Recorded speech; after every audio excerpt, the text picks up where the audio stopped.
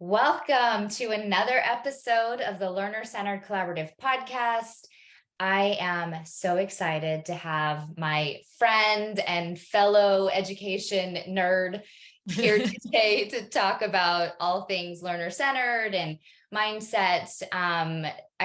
Jen, I think since Mike first introduced us, we're like kindred spirits and love to just geek out on all things. And I love just chatting with you. So I'm super excited to introduce everybody else to your work today.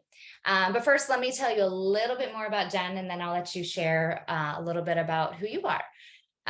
Jenn has been a middle school special education teacher and an educational specialist with Mindset Works for nearly 25 years. You wouldn't know it by looking at her. Throughout her years in education, Jenn's focused on helping to build student self-efficacy, intrinsic motivation, which often results in students becoming self-aware, independent learners. Jenn has left the classroom to become a district coach and coordinating all things growth mindset. And I know you continue to teach in lots of ways, even though you aren't technically in the classroom. So welcome, Jenn.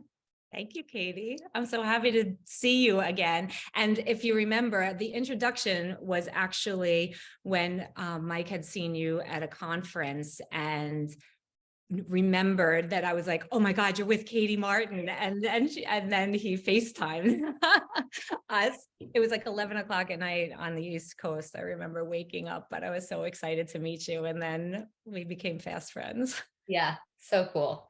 Well, let's start off with just a little bit about who you are and your key experiences that have really shaped you into the educator and leader that you are today. Yeah, well, so yes, hi, I'm Jenn Maichin. I am an educator from Long Island, New York. I'm currently an instructional leader, a district administrator, but I have been, I began my journey in education actually at the age of 23 as a soccer and lacrosse coach and as I was getting my master's degree in special ed in Mineola. And it is now not 25, but 27 years later. Wow. And I am still here. And I bring that up because I know, especially in the world of education, it is not typical to stay in the same place for the majority, if not the entirety of your career. But the reason that I've been able to do that is because I've been encouraged to live my why and been challenged to be able to grow every single day. And I think it's a pretty special place. It is a special place. And we're going to talk a lot about Mineola, and Mike was on the podcast, Mike Nagler, the superintendent, but it is a special place with lots of amazing educators, like you said, getting to really test new ideas and do great things for kids. Yeah, and that's what we do. That's what you do. One of the projects that you first shared with me, and one of the ways that we connected, was your work with Mindset Works and really on this journey, which I believe is where you initially came out of the classroom, right? Is to help the teachers in Mineola think about growth mindset and really dove into that much beyond the the power of yet or putting a flashy poster on the wall. You guys really went deep in Mineola to help change a culture. So I'd love for you to share share a little bit of the process and what you guys learned through focusing on growth mindset. Yeah, so you're right. So often we know growth mindset seems like a buzz term, right? Or a poster on the wall. And I mentioned earlier that I've been able to live my why from the beginning of being here in Mineola. I hadn't known it at the time when I was 23 years old, but now when I look back and I think about what that actually is, it's that I have been living it forever. And it's that I've vehemently believe that every single human on this planet has the capacity to grow their ability, their knowledge, their skills, and even their intelligence, regardless of their starting point, if they believe they can. And that belief system is the key. And we know that beliefs are formed from messages and experiences over time. But we also know that beliefs can be changed. Yeah. And so often we realize, and when I was a special education teacher early on, the kids would come and they were in middle school and they had gone through much of their elementary careers for 5 or 6 years already. And they would come and they would say, I can't do it for me. And I discovered what learned helplessness was. I was like, what is this? Like, why do they feel that? And I recognized myself that it was because they were almost led to believe that they couldn't because they were disabled or they had a learning disability or something was difficult for them and others would do for them. So I realized that with messages and experiences over time, that you can actually change those belief systems. So that's what led me to, I'm a geek, like you said. I could like read research all day and all night. And as a young teacher, I was really searching for something to connect to be able to help me help them. And I found the work of Al Bandura, and then I found Carol Dweck's book on growth mindset. And I read it and I was like, oh my gosh, not only does this affirm what I believe, but there's actual science behind it. And that was really exciting because when you ground anything in fact, it becomes a little bit more meaty. So from there, I became, it was actually around like 2007, 2008. And I became, I connected with the people from Mindset Works and Dr. Lisa Blackwell and Ed Briseno. Lisa Blackwell, who was Carol Dweck's research partner on all of the seminal studies, were heading Brainology, which was one of the first computer programs that tried to scale the growth mindset research and help shift the messages and the belief systems in kids. What they did, so I started to pilot that for them in my classroom. And fast forward from there, I started to write curriculum with them and started to consult for them and became the teacher who would turn their research into practice and give them the feedback. This is why we're like such kindred spirits, because even, when I was either a teacher in the classroom or a coach, I loved getting to learn the research and then I got to go test this out, right? I got to make sense of this. I have to figure out what works. I have to put it into practice and then either give feedback to professors or write, my thoughts on the research, but also make that translation. And it's so often it's separate. The researchers stay in this space, the teachers stay in their own, and we don't have the benefit of both of those. And it's such a beautiful thing when our classrooms and our practices can be informed by research, but also that our work can inform the next level of research.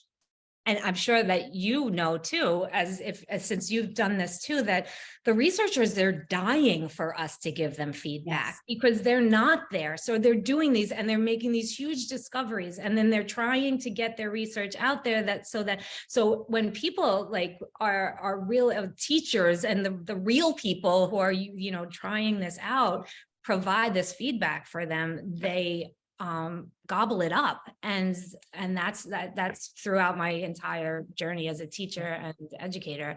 I've been just reaching out to people to do that and have made some amazing partnerships and friendships because of it. Yeah. So there's some people listening who might not be as obsessed with the research and practice, and they might have That's so true. Time to read just tell me what to do. Yeah. So let's break it down, right? Let's break it down. Take me inside your classroom or conversations with let's say your 7th grade middle school boys who are having some, issues. They have learned helplessness. What do you do? How do you help them break that? How do you help them grow their brains and really see that they're capable? So the two pieces so when we think growth mindset and we think that we want to motivate a child, oftentimes we go to there's a problem and we do one of two things. You can do it, or I believe you can do it, or here, let me help you do it. And all of those things, what the research says is that like they either do nothing or they actually do the opposite, because they make us, like they were like, I know I can't do it. So I know she believes in me, and that's really, really great. And I love her for it, but it's not doing anything for me, because once she's gone, I won't be able to do it again. So if we continue to do that, then we're just like, then it feels good in the moment for us, even as the teacher, and even for them, and it kind of makes them feel good, but it's not really empowering them to be able to, and giving those transferable skills that that they can take with them to be successful later on. So in my classroom, what I early on started to do is like, when you touch a stove and you immediately take your hands off it. And that's because, there's things firing up, telling your brain to do that, and it's taking it off. Well, if you have a disability, maybe that signal will get there, but it might have a little bit of an obstacle. It might have to go over it, under it, around it. And then I found the research on growth mindset and recognized that there's this neuroscience attached to it. Is that that's actually true. So that if you don't have neurons connected yet, you can make them connect. And that's what learning is. That's what getting smarter is. We have billions of neurons in our brain, and making them connect, making those connections is a new learning, is a new way of getting smarter. But the reason that the only way you can do that is to put effort in. And your teacher can tell you, I believe in you, but I can't make you smarter. You're the only one can do that. And if the neuroscience says that the only way to, fire up your neurons is to agitate them because something's difficult, and then going through it, put in the effort, then you're the only one can do that. And then that's the message, that's like the foundational message to say, I can't do this for you. You have to do that.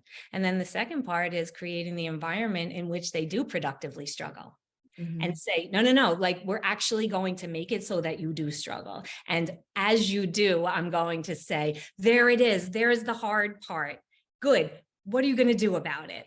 Oh, okay, you needed to ask a question. You put in some effective effort. Great. Look, yesterday you couldn't do it. You got to point A, B, or C, and now you're a little bit farther. You're not there yet, but you're a little bit farther because you put the effort. Congratulations, you just got smarter. So those messages about talking about the process of learning and celebrating the struggle, and celebrating the detours, and celebrating the setbacks, and what you do about them is and anchoring the neuroscience and saying, you just grew your brain, you just fired up another neuron, you just made another connection, you just strengthened a connection, is the thing that's going to stick with them well beyond me and my 7th grade classroom. So you're connecting with them with the science, you're telling them, and you're making it explicit to them why this work matters. You're helping them when you see them struggle, you're pointing it out, you're guiding them through it, but you're not doing the work for them, creating those conditions where there is struggle and they talk about it. And then the debrief, right? Oh, so you learned, see how you're getting better. It's just like when I go to the gym, and it's really hard when I haven't gone for 2 weeks. And then all of a sudden I go for 4 days in a row and I'm growing, and I'm like, oh yeah, it's becoming easier because I put in the effort. And, all of those things make sense. And we don't often make time for it in the classroom because we're all just trying to move along at the same pace at the same time, right? How can you be learner-centered if that doesn't happen? Because that's life. Productive struggle is life. And when we leave a classroom, we're not going to have somebody to help us do these things all the time. And we're doing a disservice to kids if we don't provide those environments now for them where it's safe, right? Where they can safely struggle, and they can be encouraged to say, no, you can do it. And I'm here to support you through that struggle, so that you can recognize when you face a challenge on the outside that you can do it because you've done it before. Yeah. And then you transfer, as you said, right? It's like, it might not be the exact same situation, but you recognize, oh, I've done things that were hard before. I figure it out. And now I know that I'm capable of doing this. And it reminds me, as you were talking about this, and I've seen it a lot, like the kids can't do it, or their writing isn't very good to begin with, right? It's not great yet, but they don't allow for that process. And so they see the writing that's poor to begin with and say, that's not up to standards. I have to provide more modeling. I have to provide more of the scaffolds to basically do it for them. And then we don't pull the scaffolds away, right? And then we just, it becomes easier for us and them. And then we just keep creating those structures where in so many cases I've seen young people never actually read, write, struggle with problem solving because they just don't make the time for it. They just hurry through because we got to get it done. And we got to make it look a certain way so that it meets the standard. And So we all how, feel good. yeah. And so that time crunch, right? So being able to, and that's real for a teacher, that's very real to feel that. And it's hard to say, I'm going to differentiate, but then time goes away from me, right? So how do I do this? How do I actually design for it? One of the first things we have to do is just, we have to believe that they can, right? So, and actually create our classroom environment, which doesn't only allow for struggle, but designs for struggle. And I think that's definitely, like, we know that's not, we know the struggle is going to happen. So we can praise that process when they see the struggle, but it's really different if I'm writing my lesson plans and a big chunk of my lesson is them productively struggling and me being that guide on the side saying, up there it is again. What are you going to do? Where is your strategy bank? Let's pull out your toolbox. Up, help each other, find an expert, and then have them running around trying and struggling through that, because there's not a test at the end. The end goal is how far did I come today? And you did that. I didn't do that as your teacher. Somebody else didn't do that. And you were allowed to do that. But I created the environment in which that was supposed to happen. Yep. I think that's so important to emphasize when you say design for it. Instead of designing my lesson to give a lecture, to get to the end of a chapter, or to do this unit in math, we're designing for, here is the end goal. Here are the competencies I want you to develop. And it might be a day, a week, whatever. I'm designing that time specifically for you to go through experiences where you will struggle, meet other people, and really go through that learning process. And my job as the teacher isn't to be the expert in the knowledge. You can figure that out. You can Google things, figure it out yourself. There's a lot of tools.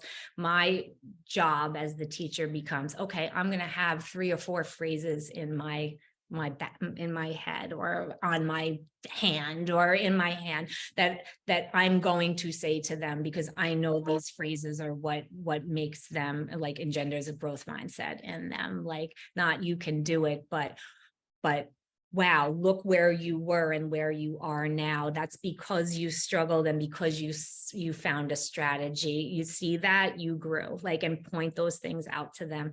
And that becomes my job. My job becomes, if I design the environment, then I just walk around and keep praising and encouraging them to keep going. Love it. Yeah. I was watching one of the videos for the process, right? When you guys made the videos in Mineola, you always have such great content.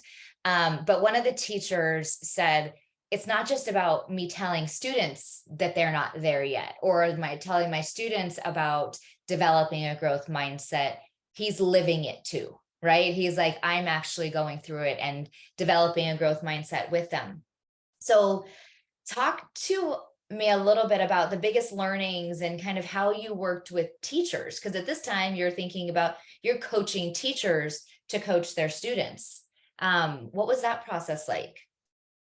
Yeah, so there's a couple of, like, frameworks and metaphor, like, that I always keep in my mind when I'm thinking of, like, either the learning process or when I face a challenge, and, like, how I can, like, articulate to help somebody get through this. And one is Gordon's ladder, the conscious competence ladder, which is 4 steps from I didn't know what I didn't know to I don't even have to think about it. I know it so well. But the steps in between are like those learning steps. And that's where I really focus on. So if a teacher comes to us or you're talking to them and they really don't understand and they're pushing back, like I'm realizing that there's like they're not aware yet of what this is, or they become a little bit aware of the process, and then it gets scary because we don't know what to do,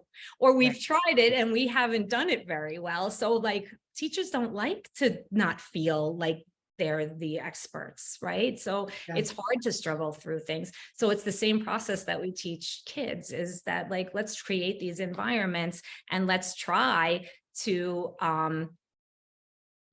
get to a point where you see that this is working. So the framework that I'm always using is adults first. So we have to create the environments for the adults first, in order for them to be able to do these interventions or to send these messages or create these environments with efficacy, right? With fidelity. They have to not only believe it, I can't explain it away. We just talked about we can't do that for kids. You can't do that for anybody. Right. So I can be an expert in something and tell you something, but it's not going to make you believe it. If I need to shift a belief system or encourage a belief system, I have to create the environment for the adult as well. And that's what we really do, is like kind of practice what we preach and know that this too takes time. Right. They have to, we create what we experience, right? So if they haven't experienced having a growth mindset or learning in that way, they may believe, and this is what I see all the time, they believe and really want kids to struggle. And we believe all of the slogans that we say, but it's not deep in our conscience of like how we practice. And so those things get in the way if they haven't experienced it and truly internalized it. So I want to go back because you mentioned the ladder. I want to make sure, because I think people will go, oh, yeah, I know. So walk me through the ladder. We start at, I get tongue-tied every way I say it. We start at unconscious incompetence. Unconscious incompetence. So I don't know, I'm not being very successful, but I also don't know that there's another way. Right. So that's like before that, like, I didn't even know that existed in the world. Right. Right. Okay. So we're blissfully ignorant. I like to say sometimes, and we all are in many things. And then once you become aware of something, then you become consciously incompetent. And that hurts, right? This is the part where you're like, I always tell them, you might not like me right now. Yeah. Right. Because now you're feeling threatened, you're feeling challenged, you've become aware of something that may have been impacting your practice and affecting your ability to be really successful with students, which is our main goal as educators. So this part feels really, really hard. Yeah. And this is the part where mindset really comes into play and belief systems come into play. Because if I have a growth mindset, then I'm going to make the choice to push through it, because I know I'm going to get to the next level, which is conscious competence. Okay. If I push through it. But if I don't have a growth mindset and I don't believe my ability grows with my effort, and this is just the way it is, or this is what I'm always going to believe, then I might blow it off, or say this is not worth it, or say I can't do this, or this won't work here. You don't know our students, you don't know my context, this can't work here. Yeah. Right? So what we tell the kids is like, this is the time, like the second that you move from unconscious incompetence to conscious incompetence, is there's a flash in your prefrontal cortex. That's science, like that you say that's your ugh moment, like, oh God, there's something now that I don't know. That's the beginning of getting smarter. If you choose to move forward and like go up that ladder it's going to be hard. You're going to struggle. You're now on the edge of your comfort zone.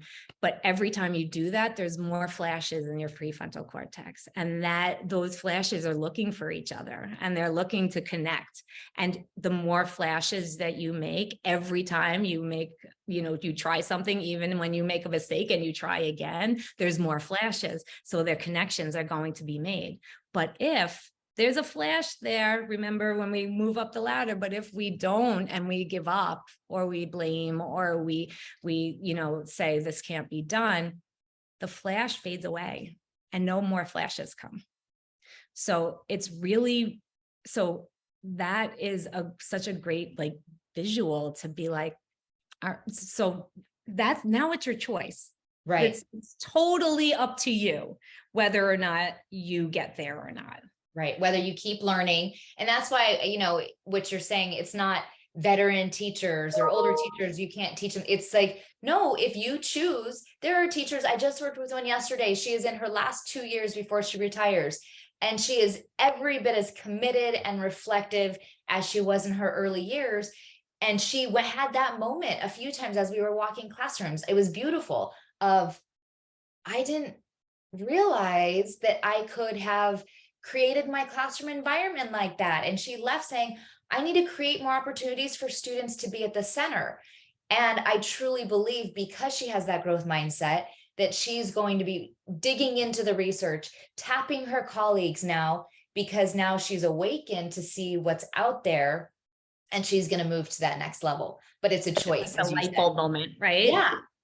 But it's And a choice to, when you see those light bulbs or feel them, to say, I'm going to follow that and learn, as opposed to I'm going to hunker down. I'm afraid. I'm going to like protect my ego. I'm going to go in the other direction, because that doesn't feel very good.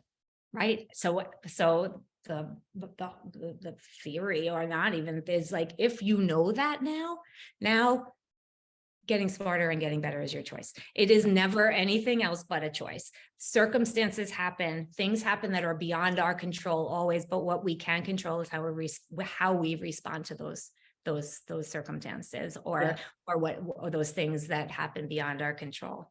So we'll finish the ladder. Then when we finally get there and we have what we call zap, when the neurons actually, connect together, that's when you become consciously competent and you're like, I got it. And then you don't just get things, right? You get things because there's a lot of stuff going on in that brain that's been like buzzing around and trying to make a connection. And finally, something happens where that connection happens. And then you're like, oh my gosh, I got it. I know it. I can do this. So then you're consciously competent with thinking about dancing. And then like a new dance, but you got it, but you're still thinking about it while you're dancing. Yep. And then finally, you do it enough times that you are unconsciously competent, where you don't even have to think about it. You just do it and you're in your zone and you can get to flow, right? Because you're feeling like, now I know how to do it and it's time to learn or pick up something else. Yep. And then those ugh moments are going to come fast and furious, just because that's life and that's learning. Right. And the beautiful thing is that you've taught not only adults, but you've taught kids this framework to have these conversations of, when are you learning something new? When is it hard? When are your neurons firing? When are you having those zap moments? And so I've shown educators, the last time I was in Mineola, the educators were presenting their learning. And of course, educators were doing their celebration of learning, which is, again, just a beautiful thing. But one of the big ideas that I learned about more specifically were the badge books that you have in Mineola for, I think it's kindergarten through second. No, now it's through fourth. Now it's through fourth. Okay. Yeah. So talk to us about the badge books and kind of how that started as a way. It's really, and just leading up to it, it's shifting the assessment practices, right? Yeah. So when we think about assessment, we think about how growth mindset and this research plays into how we assess and help learners take ownership of the process. I hear, we can't do that. Kids can't do that. it's, I always hear like learner centered at the younger grades, they can't make choices. So talk to us about how they are making those choices and taking ownership at such young levels. So I'll give you an example first. Okay. I was in a kindergarten classroom yesterday, a dual language kindergarten classroom. So there's 5-year-olds learning in 2 languages. Oh my gosh. They were working on their opinion badge. So the teacher had them in stations, and they knew that in order to get their opinion badge, they had to be able to state something that they believed in or they liked and give 2 reasons why. And they had to be able to give that orally or write it down.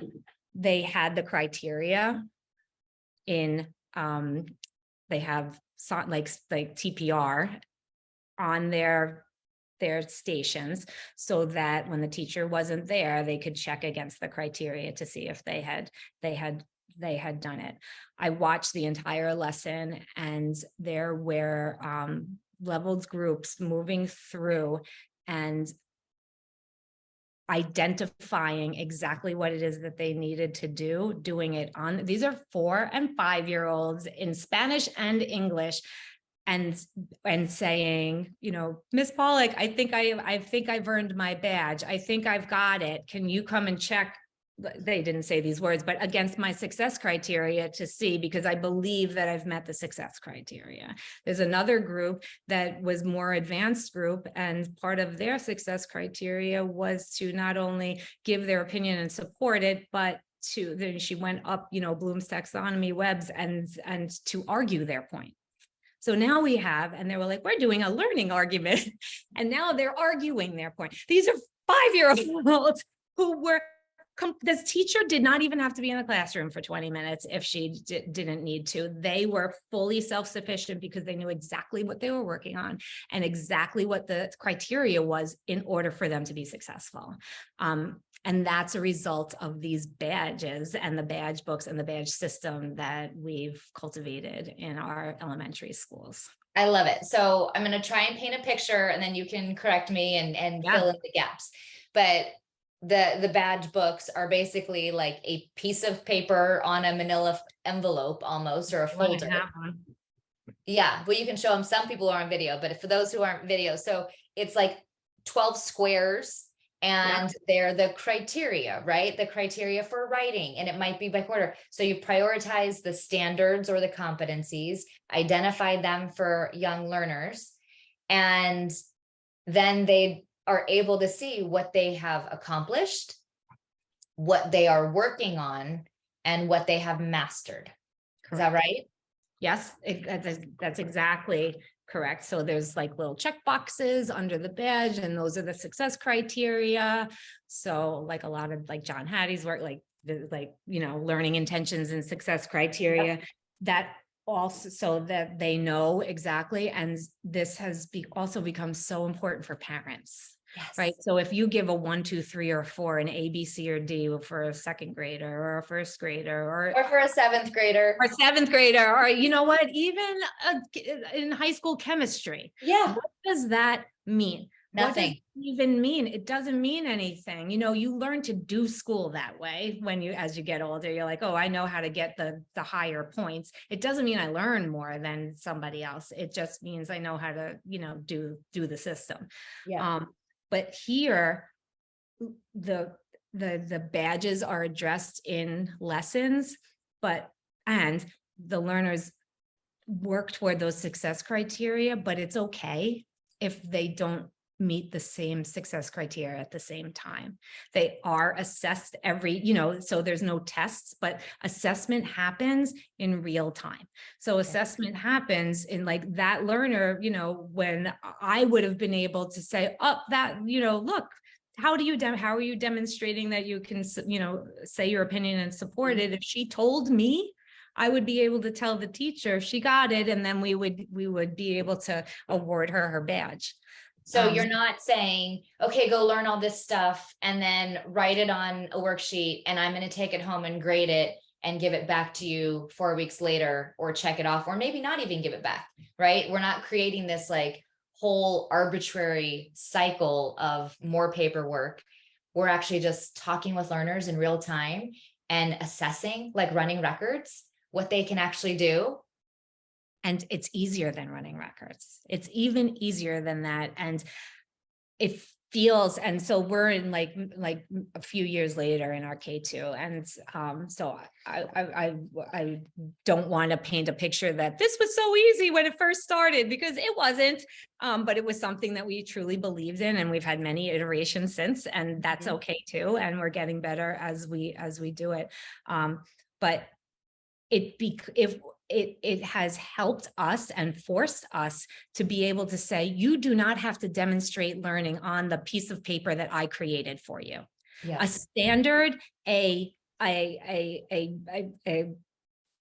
measurement topic, a success criteria, like being able to make a text-to-text connection, doesn't mean that you're going to use the story that I'm asking you to read in the format that I want you to do, and then you have to write it on this piece of paper for this activity. It means do it. If you can meet that standard, I do not care what that looks like, unless, I have to write and that's in the standard. Show me how you can demonstrate the knowledge and the understanding that you can do that. And then that makes that really learner-centered, and it makes it easier for the teacher, because they're like, oh, they did it, great. Well, and you're keeping track of what are the standards that I really care about?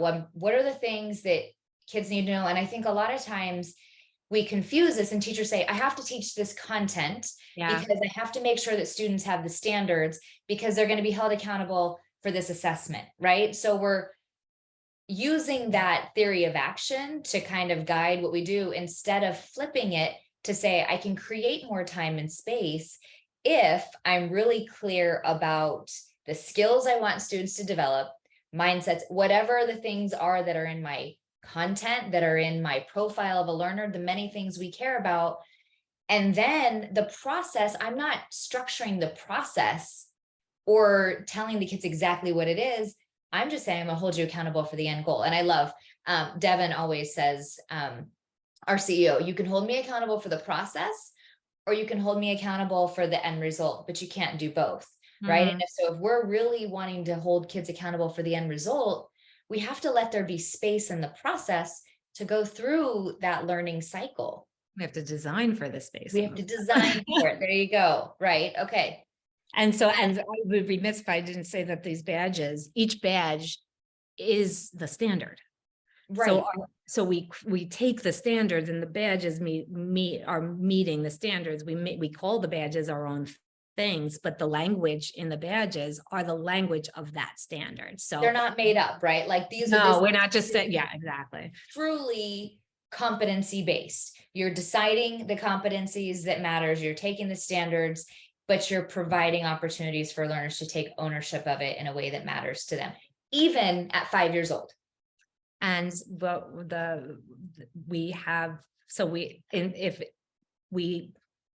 me rephrase. There's sometimes that the teachers in the beginning were like, you know what, but what do you mean they get the badge or they don't? Like, how are we going to teach a 5-year-old, a 6-year-old that it's okay to not get it, right? Yeah. Because when they were little, even the pre-K kids, they would get a sticker and we would put it on their chest, and they would do a red carpet. And some of the teachers were really upset about that, because it was creating that sadness in a kid, because they still didn't understand that it was okay that they would get it. So one brilliant teacher, pre-K teacher, said, well, when we assess and then they don't get it, let's just give them a neuron stamp in the badge book. So that our next iteration was, okay, you know what, how are we going to show the kids? How are we going to show the parents? How are we going to show that this child is working toward this and may have one of the check boxes or one of the parts of it, but they're not there yet. We're going to make our own stamps with big neurons on them and stamp the book and stamp that section, so that child gets rewarded for working through the process and acknowledged, right? And then you keep working, and that's the reminder that your brain is working. It's not quite there yet, right? And that is that is the growth mindset. And they're actually having to put it into practice and say, oh my gosh, I didn't get it at the same time as my friend, but that means I have to keep working because I'm really clear on what I need to do and where I am. And I mean, I think this is revolutionary, not only in the classroom, but for parents, because I don't know half the time what the kids are learning and what they don't. What's a function of they weren't paying attention, or they got distracted, or they weren't feeling good, versus like they have a C on a test or they have an A on a test. We said we were talking a little bit about, learning and assessing before we started the podcast, and we were talking like, what is being measured, the skill or the content? Right. Like which one, what does that C mean? That they can't, they don't know, they don't understand the vocabulary, or their spelling is off. What does that mean? So this makes it really clear, because we separate skill and content, right? We separate knowledge and skill. And so it makes it very clear as to what we are assessing and what the progression to get there is. Yeah. I'm going to ask you a question just because, it's one of my pet peeves and I know you share it. But so a lot of times now people are like, oh, we're competency based. We do a 1 to 4 scale and we get to the 4, because 4 is like going above and beyond. Right.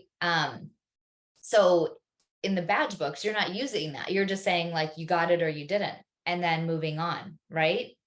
So in K2, yes. Yep. Okay. But then we started to move on to 3rd and 4th grade. So yes, because that's like tangible for learners. And when you got it or you didn't seems like, oh no, but the addition of the neuron stickers was, brilliant, because now it shows a progression of learning. And we started a new high school, which I know we'll talk about a little bit later, and at the same time adopted a competency-based system in our 3rd and 4th grade building, in which we created badge books for them, and we created progression scales with measurement topics, which is like a true competency-based system. But we did it our way, a little bit differently. And we have 4 levels, but we have no numbers. So our levels are insight, knowledge, application, and transfer. So that 4 that you were talking, the application level, the 3 is the proficiency level. So that is, if I get to that application level, then I've, acquired all the knowledge and skills and I'm able to apply them, which meets the standard. And the transfer, we've actually put on the side of the badge book. So it's not a vertical progression. It goes vertical up through the application, which is the standard. And then the transfer is on the side, and the transfer uses verbs that are in Bloom or Webb's DOK, just above whatever the verb in the application in the standard level is. It's not the next level, grade level. It's not more. It's not necessarily above and beyond, because what does that really mean? Right. It's a more complex way to understand and demonstrate understanding of the knowledge of the standard. Of the standards. All right. So you mentioned synergy. So you're scaling this up. You're taking what you're learning from your youngest learners, the lessons learned, and applying it to, like you said, the 3-4 building, developing these scales of proficiency. And you've taken this all the way up to the high school and designed a competency-based high school at Mineola. So tell us a little bit about synergy.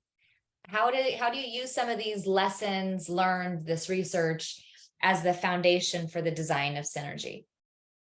So learner-centered, right? That's why we're here. Yeah. So in Mineola, we really truly, like, our North Star is to do what's good for kids, and to look and to make sure that we're doing our best to do what's good for all kids. And even though we put practices into place in our classrooms that are learner centered, and we help our teachers instill growth mindsets, and there are still learners that are not engaged, and we have to be able to say why, right? So true design thinking is like, okay, this is a problem of practice. Let's first ask them. Let's say, why is this pocket of children not engaged? Oftentimes, like, we can assume that there are children who feel like they don't belong in high school because of identity issues, or maybe like trauma or things like that, where they don't feel safe and they need a smaller environment to feel safe. And we know that those learners are in all of our schools and our districts. But when we asked these learners why they weren't engaged, it was really interesting. It was not, there was a whole group of learners who didn't say it wasn't because they didn't feel like they belonged, or that they didn't feel safe, or that their teachers weren't doing the best that they could for them. And they really did, like, believe that. They also believe that, you know, they could do it if they wanted to. They talked about the pace being too fast for them, or it being too slow for them. So in a traditional high school, we have 180 days. We have so many standards that we have to hit in a subject. So what do? We break the subject, we break the standards apart through the 180 days, create a scope and sequence and a pacing guide, and we teach it in 40-minute blocks in 8 or 9 periods a day, right? So that's traditional high school. That works for many kids because it's the environments inside those classrooms that are working for them, but many of them, it's not working. Right. And we realized if we just remove those traditional structures of pace, place, and time, then maybe those students would become engaged. And if we could do that, then we could actually do badge books and competence and proficiency skills in high school. And it would work because we're removing that time, and we could let them be self-directed. So we have, I know Devin called it a lab school. So we haven't like figured out exactly like what kind of school. We will never say that Synergy is an alternative school. It's just a school that is an alternative to a traditional school. It's part of our high school. Right now we have 30 learners who have chosen to come into the environment. We have no bells. We have no the children, the learners, they come in, they make their own schedules, they sign in, they use an app to swipe in and say what subject that they're working on at the time. All of the content is in the cloud. We have 6 full-time teachers who both serve as content area specialists and mentors. So the premise is that we're not just teaching content, we're more so teaching them the transferable life skills and learning how to learn skills, to self-direct their learning in the way that they find is best for them. And then what is happening is that they're understanding how to manage their time, their resources, so that they're uncovering their passions. They're being able to look and recognize that, oh my gosh, in school now I have time to explore this, or I have time to, form a relationship, or, do something that I may never have been able to do or explore. So they're building their transferable skills, and they are finding themselves, and we are measuring their competencies in their subject areas through proficiency scales. Same thing as that we're doing in the elementary schools, except they don't get stickers at the end. Sometimes they still want stickers at high school. They do. Yeah. So you mentioned a little bit, no schedules, no bells. To some people that feels like, oh my gosh, chaos. Like, how does anyone know what to do? How did that change the role of the educator? You mentioned like they're the teacher and they're the mentor, but if I'm not running 5 periods a day of math or of English language arts, and I'm the English teacher, like, what does that mean for me when I'm part of a system like Synergy?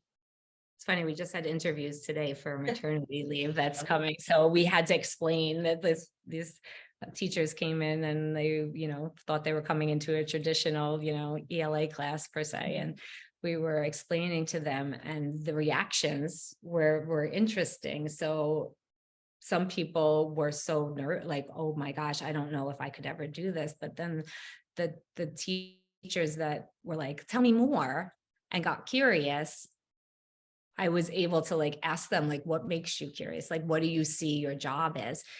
And the teacher's job becomes like that mentor. And we actually landed on the word mentor because we co-created that word with the kids. They last year, they said that that's what we want to call our teachers. And a mentor is a guide. A mentor puts the learner first, lets the learner guide that, like guide the process, and then they kind of give the, give the road alongside of them. But the process is, it's really about the process. So the teachers are,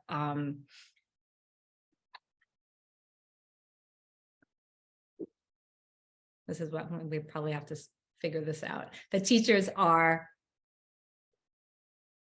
trying to learn how to not only worry about their content, but actually figure out how to best meet that learner where they are.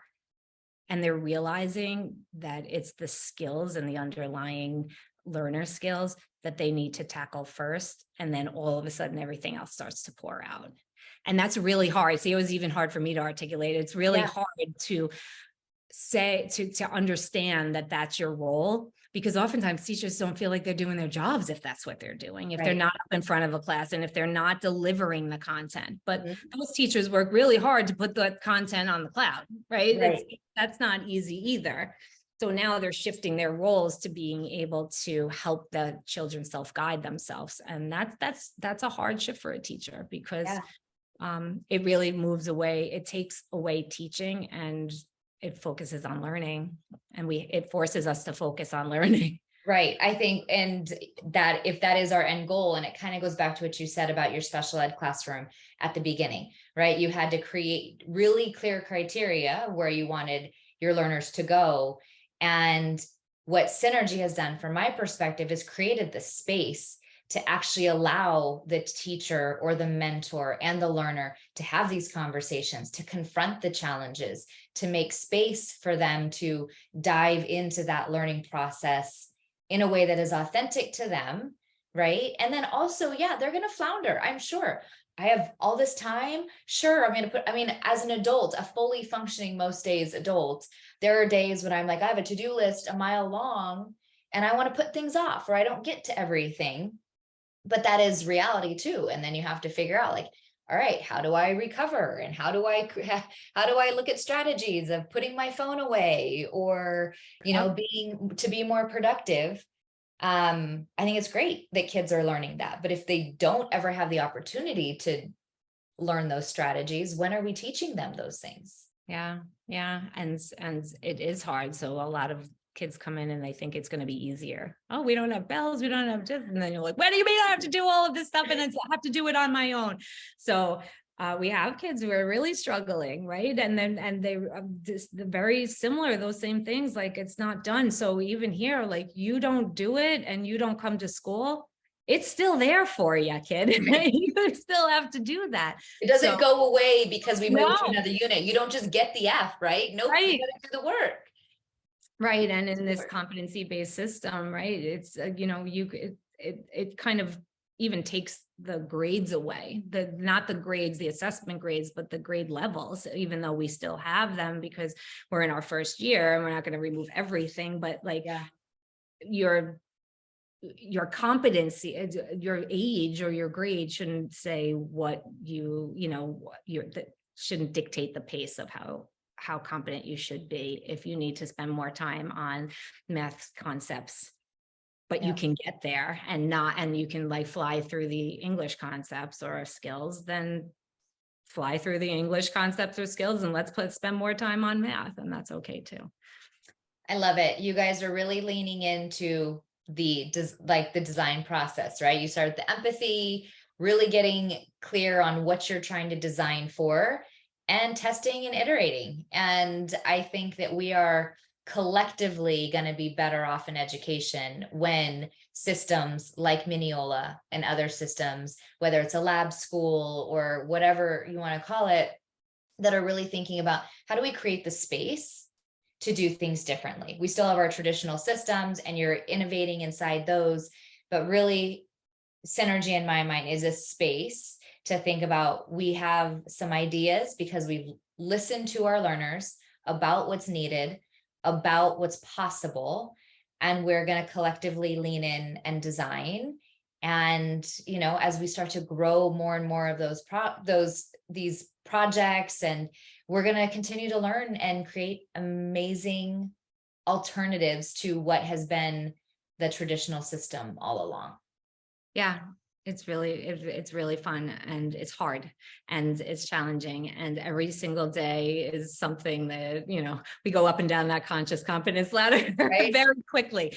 But we're allowed to do that, and that's the design of our entire district. And our superintendent actually encourages that model and does not expect things to be perfect. I might go as far as demands that model. Yeah, kind of. And wrote a book about it. in a good way, right? Supports it, encourages it, and also says we have to do things differently.